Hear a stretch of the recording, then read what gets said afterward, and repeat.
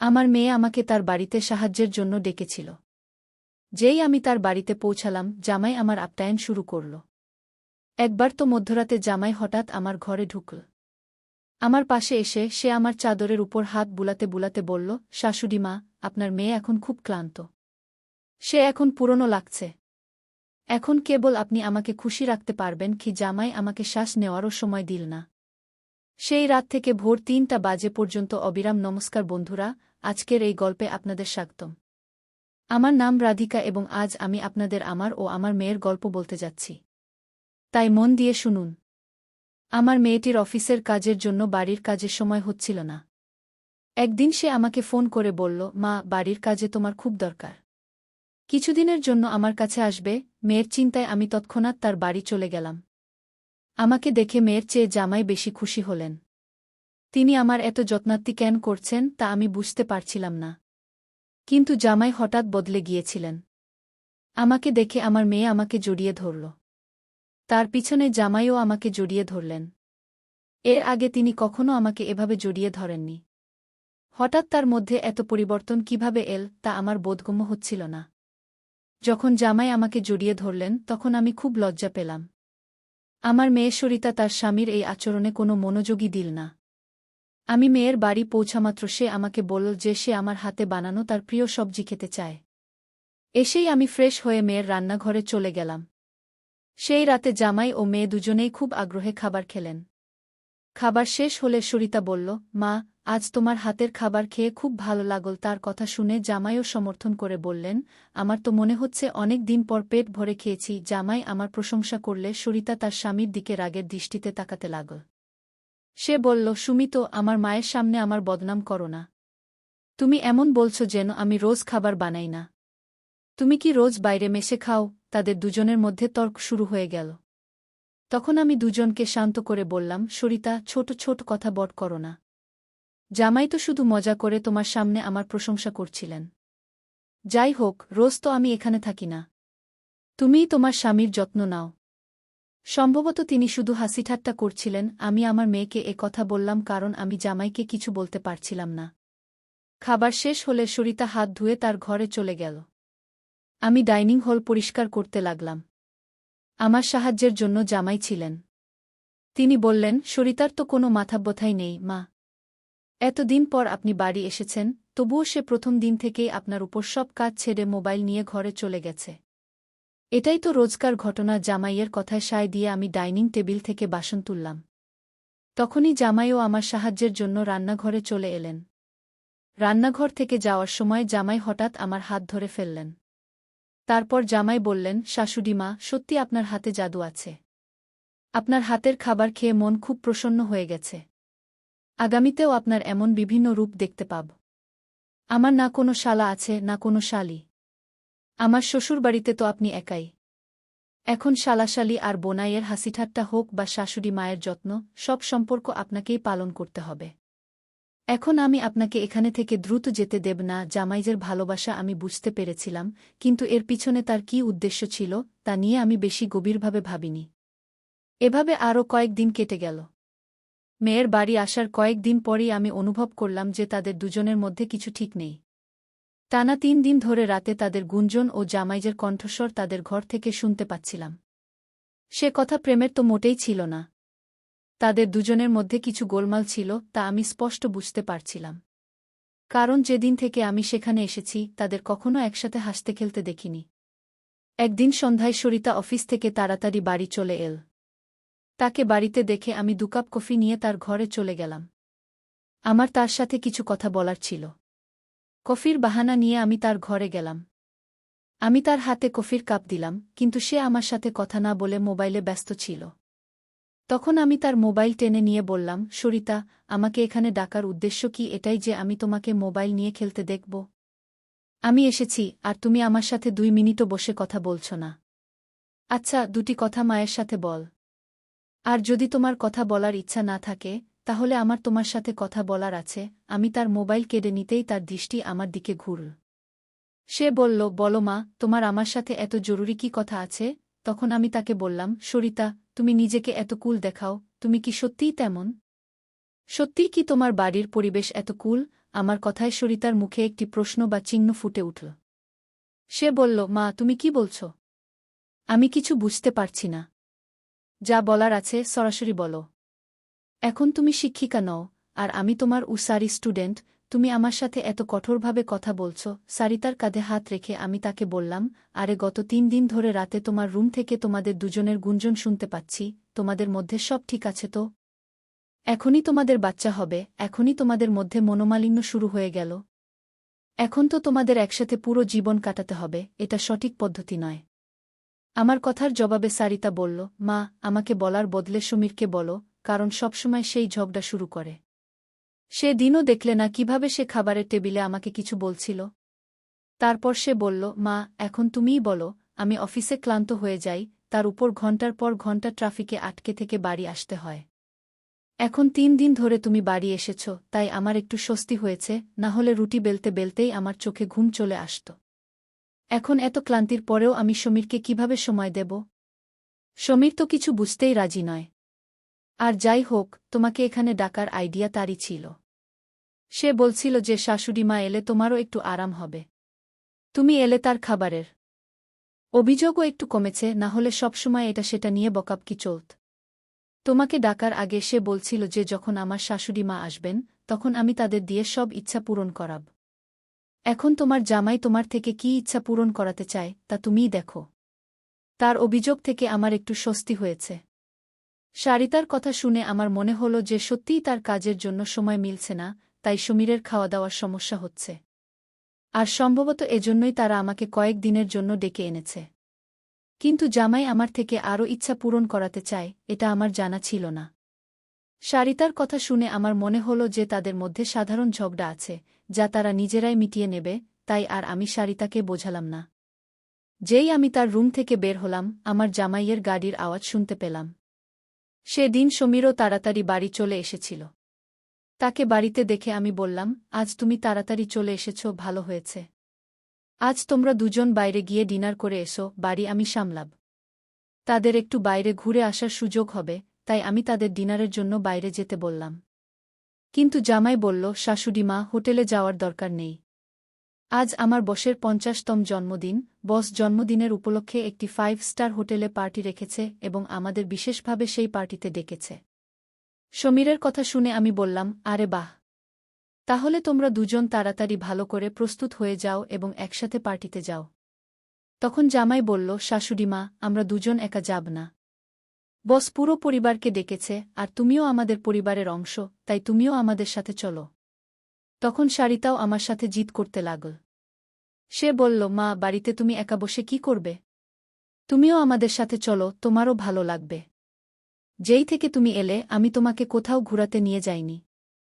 আমি ছুটি নেবই নেব, কিন্তু এখন তুমি আমাদের সাথে বাইরে চলো, অন্তত তোমার মনও একটু হালকা হবে।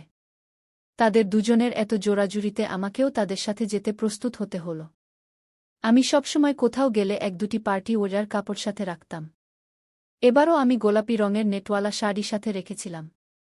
আমি সেই শাড়ি পরেই ভালো করে প্রস্তুত হয়ে রুম থেকে বের হলাম। যেই আমি বাইরে এলাম, জামাই আমাকে একটানা দেখতে লাগল। সে আমাকে উপর থেকে নিচ পর্যন্ত দেখতে লাগল।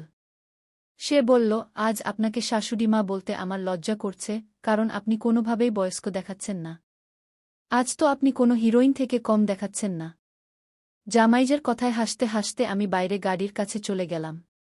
কিছুক্ষণ পরে বাড়ি লক করে মেয়ে এবং জামাইও বাইরে চলে এল। জামাই আমার প্রশংসা করছিল, কিন্তু সারিতার মনোযোগ সেদিকে ছিল না।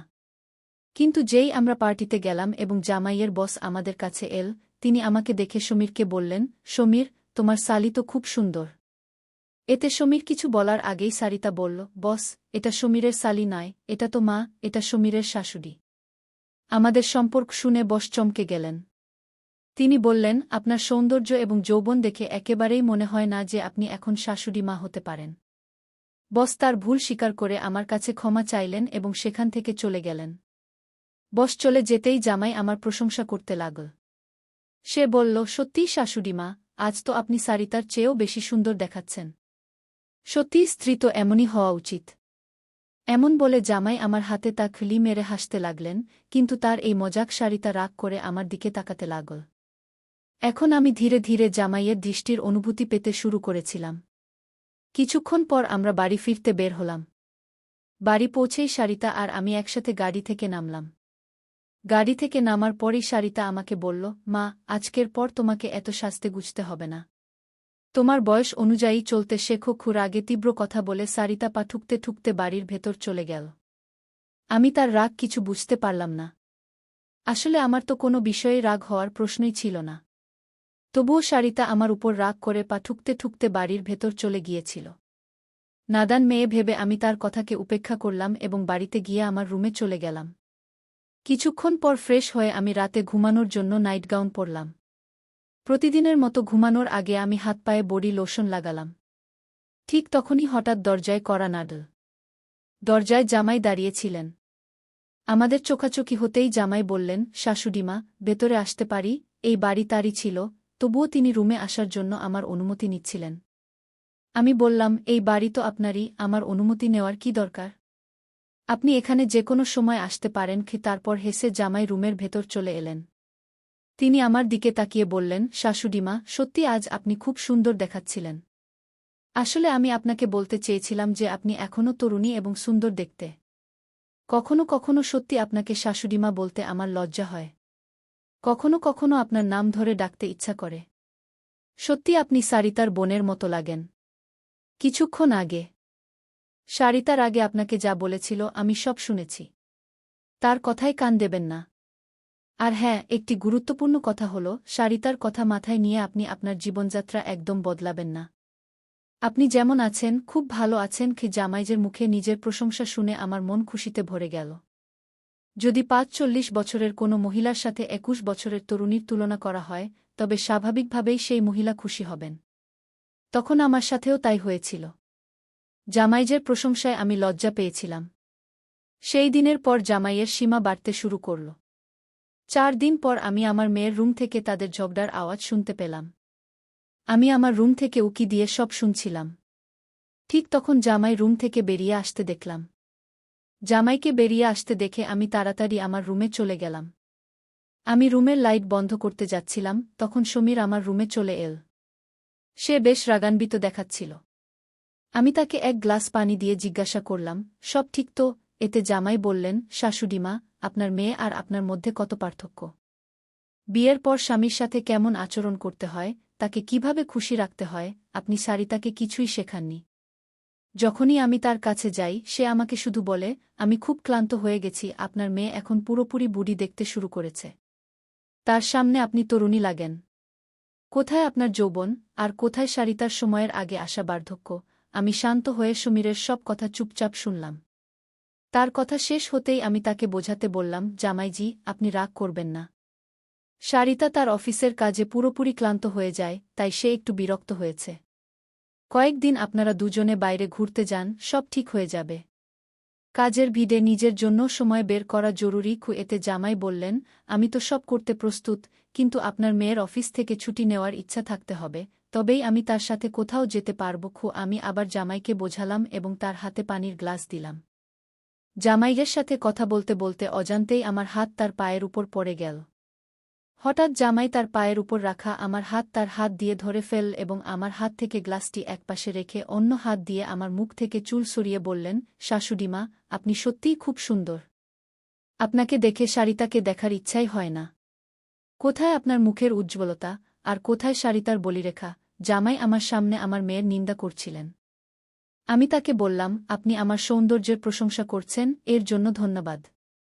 কিন্তু যে মেয়ের সম্পর্কে আপনি খারাপ বলছেন, সে আমার মেয়ে, এটা ভুলবেন না। জামাই বললেন, শাশুড়িমা, আমি কিছু ভুল বলছি না, যা সত্য তাই বলছি। এখন সারিতা বুড়ি দেখতে শুরু করেছে, আমি কি করব?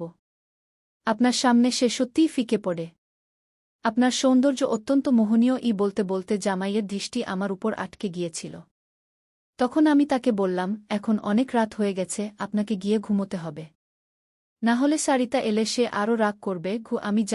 আমি যেভাবে পারে আমার ঘর থেকে জামাইকে বের করে দিলাম, না হলে সে সারারাত আমার ঘরেই বসে থাকত। যাই হোক, সমীর আমার যে প্রশংসা করেছিল তা আমার খুব ভাল লেগেছিল। পরের দিন সন্ধ্যায় যখন জামাই অফিস থেকে বাড়ি ফিরল, তখন সে বলল, শাশুড়িমা, কাল আমার জন্য 2টি টিফিন প্যাক করে দেবেন এবং তা ভালো করে ভরে। যেদিন থেকে আপনি আমার টিফিন বানাচ্ছেন অফিসে আমার ক্রেডিট অনেক বেড়ে গেছে। আমার বন্ধুরা প্রতিদিন আমার টিফিনের প্রশংসা করে, আর আজ তো আমার বসও আমার প্রশংসা করল। সবাই ভাবল আমার স্ত্রী এত ভালো খাবার বানিয়েছে, কিন্তু আমি সবাইকে ভুল ভাঙিয়ে দিলাম এবং বললাম যে এই জাদু আমার স্ত্রীর হাতে নয়, আমার শাশুড়ি মায়ের হাতে। কাল আমার বস আপনার কাছ থেকে টিফিন চেয়েছে, এবং হ্যাঁ, টিফিনের সাথে আপনাকেও ভালো করে প্রস্তুত থাকতে হবে, কারণ বস আপনাকে দেখা করার জন্য ডেকেছে। আমার বন্ধুরাও আপনাকে দেখতে চায়। জামাই আমার প্রশংসায় পুল বাজছিল, তখনই সরিতা সেখানে বসেছিল। কথা বলে সমীর ডাইনিং হল থেকে বেরিয়ে গেল। আমিও রান্নাঘরে রাতের খাবার বানাতে যাচ্ছিলাম, তখন সরিতা বলল, মা, তোমাকে জামাইয়ের সামনে বেশি কুল বানানোর চেষ্টা করা উচিত নয়। আমি তোমাকে সেই দিনই বুঝিয়েছিলাম যে তোমাকে তোমার বয়স অনুযায়ী থাকা উচিত। এখন না তুমি চাকরি কর, না বাবা আছে, তাহলে তোমাকে এইসব নখরার কি দরকার? কাল তুমি সমীরের অফিসে যাচ্ছ, একদম সাধারণ ও সহজভাবে যাও। তোমার এই টপ টিপ থাকা আমার একদম ভাল লাগে না। আমার নিজের মেয়ে আমার উপর হুকুম চালাতে শুরু করেছিল।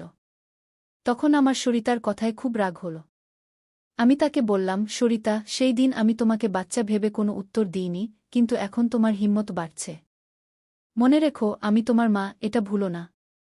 আমার সাথে কথা বলার সময় তোমার জবানের খেয়াল রাখো। একটা কথা তো তোমাকেও ভালো করে জানা যে আমার সবসময় টপ টিপ থাকার অভ্যাস। আমি আমার অভ্যাস কারও বলতে পরিবর্তন করব না। মানুষ যত ভালো থাকে তত ফ্রেশ দেখায়, এটাই আমার বিশ্বাস। তুমি যা বলো, আমি আমার রহন সহন পরিবর্তন করব না। যদি কাউকে পরিবর্তন করতে হয়, তুমি নিজেকে পরিবর্তন করো, তোমার চিটচিটের স্বভাব পরিবর্তন করো। কখনো কখনো তো আমার মনে হয় তুমি আমার মেয়ে কি না। সেই দিন প্রথমবার আমি আমার মেয়ের সাথে এত রাগ করে কথা বলছিলাম। এর আগে সরিতা কখনো আমার সাথে এতটুকু শব্দে কথা বলেনি। তাই তার উপর রাগ করে আমি রান্নাঘরে চলে গেলাম। সেই রাতে খাবার সময়ও আমি কারো সাথে কথা বলিনি। পরের দিন দুপুর 1টার পরে আমার জামাইয়ের ফোন এল, তখন আমি প্রস্তুত হয়ে তার অফিসে যাওয়ার জন্য বের হলাম। সন্ধ্যায় আমি এবং সমীর একসাথে বাড়ি ফিরলাম।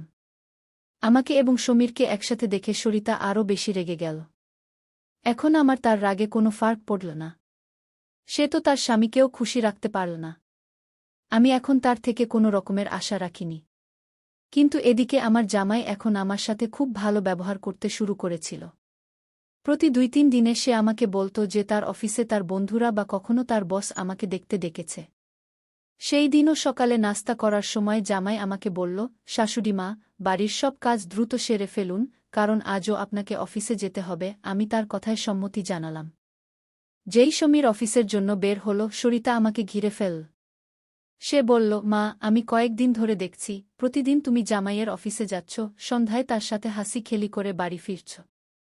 এখনও তোমাদের দুজনের মধ্যে শাশুড়ি বুমার সম্পর্ক টিকে আছে, নাকি সীমা পার হয়ে গেছে? তখন সরিতা কিছুটা বেশি বলে ফেলেছিল। আমি তার উপর জোরে চিৎকার করলাম, তবুও সে এতে কিছুই যায় আসে না। সে বলল, আমার উপর চিৎকার করার বদলে একবার ভেবে দেখো, তোমার এবং তোমার জামাইয়ের সম্পর্ক কোন দিকে যাচ্ছে। যদি আমার কথা বুঝতে না পারো, তাহলে তুমি এখান থেকে যেতে পারো। তার কথা শুনে আমার চোখ থেকে অশ্রু গড়িয়ে পড়তে লাগল। আমার অশ্রুর প্রতি কোনো ভ্রুক্ষেপ না করে সরিতা অফিসে চলে গেল। তারপর 5 ঘন্টা কেটে গেল, কিন্তু আমি আমার ঘরে বসে অশ্রু বিসর্জন দিয়ে যাচ্ছিলাম। সমীর একের পর এক ফোন করছিল, কিন্তু আমি ফোন উঠাতে অস্বীকার করলাম। 5 ঘন্টা পর আমি নিজেকে সামলে নিলাম এবং আমার ব্যাগ প্যাক করতে শুরু করলাম।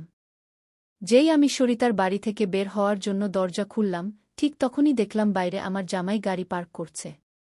আমাকে হঠাৎ যেতে দেখে সে আমার হাত ধরে ফেল এবং সরাসরি বাড়ির ভিতরে নিয়ে এল।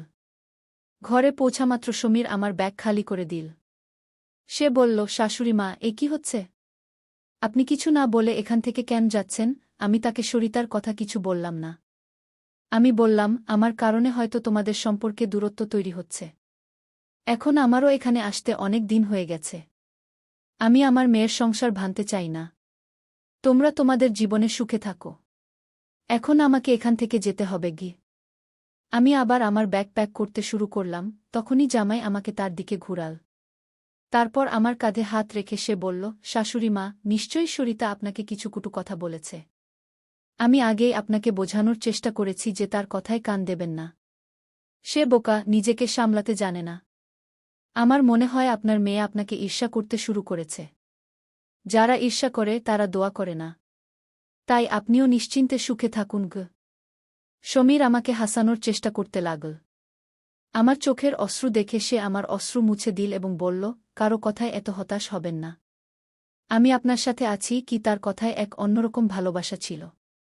সেই দিনের পর থেকে প্রতিদিন রাতে যখন সরিতা ঘুমিয়ে পড়ত, সমীর আমার ঘরে আসতে শুরু করল। এখন তার আমার ঘরে আসা আমাকে আর বিরক্ত করত না, কারণ আমাদের সম্পর্ক এক নতুন মোড় নিতে শুরু করেছিল।